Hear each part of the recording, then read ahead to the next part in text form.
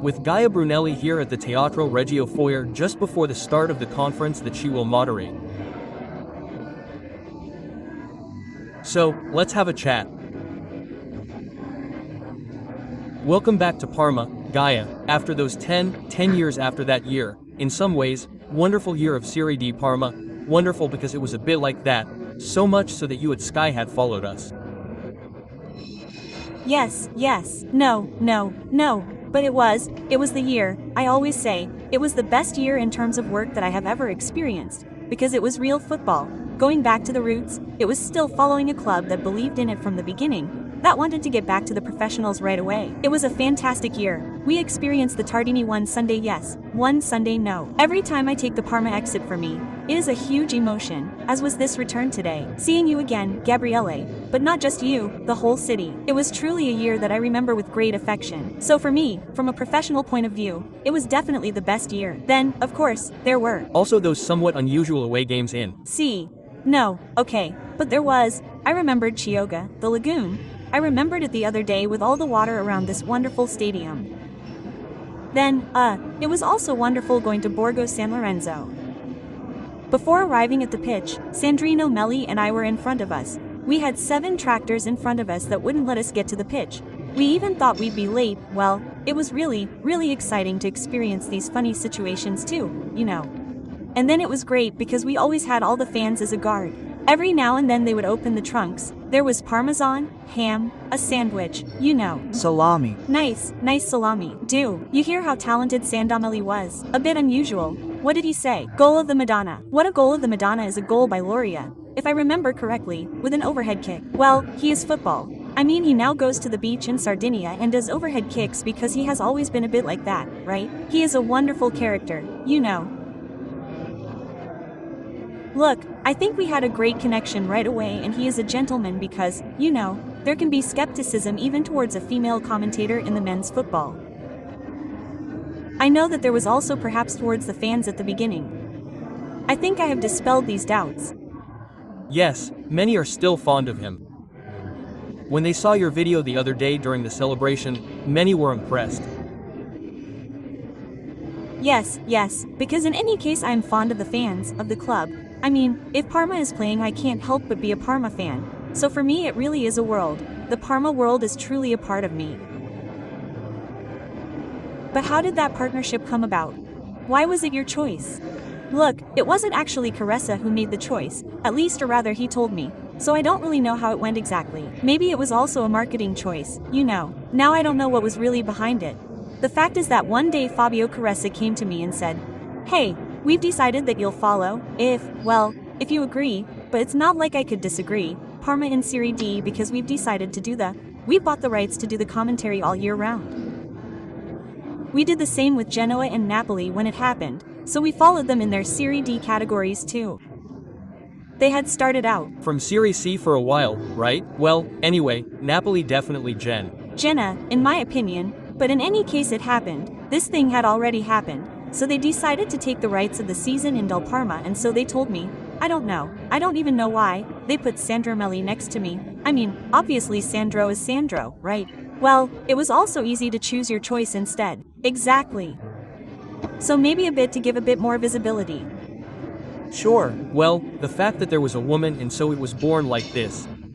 By the way, Parma, well, at that time it was said, but it's more of a Parma case. It didn't exactly go like that because as we well know, well, there had been other situations, but this season that was in fact a unique case and you had followed us, right? Because there had also been that sort of reality show, in the final months of the bankruptcy. Yes, it's true. Yes, it's true. Yeah, because it was a 3-way union, right? Then the following year. So it was probably something that was already in the air before. Listen, you're here today not so much to remember those years, but because there's women's football. What's your relationship with women's football? Well, I mean, I grew up playing football and I've always followed women's football.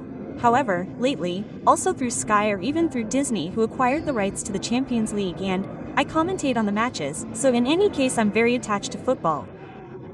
Obviously I'm very happy that Parma has a women's team and, by the way, I commentated at the Tardini the first Women's Cup match Parma-Juventus.